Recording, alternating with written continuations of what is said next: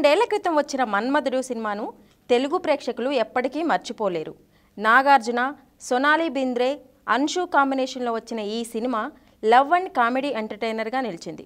విజయభాస్కర్ దర్శకత్వంలో త్రివిక్రమ్ రచన, దేవిశ్రీ ప్రసాద్ అందించిన సంగీతం ఈ సినిమాను మరో స్థాయిలో నిలబెట్టాయి. మన్మధుడు సినిమాలోని పాటలు ఇప్పటికీ వినిపిస్తూనే ఉంటాయి. మరీ ముఖ్యంగా ఈ మూవీలో మహీ పాత్ర చేసిన అన్షుకి ఎక్కడలేని క్రేజ్ వచ్చింది. మన్మధుడు తర్వాత సినిమా అవకాశాలు వచ్చినా కేవలం 3 సినిమాలతోనే ఇండస్ట్రీకి గుడ్ బై చెప్పింది అన్షు. ప్రభాస్తో రాఘవేంద్ర, భూమిక నటించిన మిస్సమ్మలో అతిథి పాత్రలో, తమిళంలో ప్రశాంత్తో ఒక సినిమా మాత్రమే చేసింది.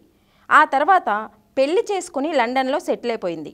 అయితే దాదాపు 20 ఏళ్ల తర్వాత ఇండియాకు వచ్చిన అన్షు ఓ ఇంటర్వ్యూలో పాల్గొంది.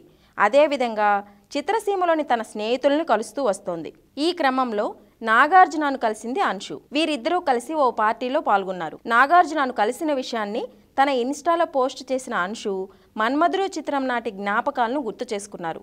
ఇప్పుడు నాగార్జున, అన్షు ఫోటోలు సోషల్ మీడియాలో తెగ వైరల్ అవుతున్నాయి.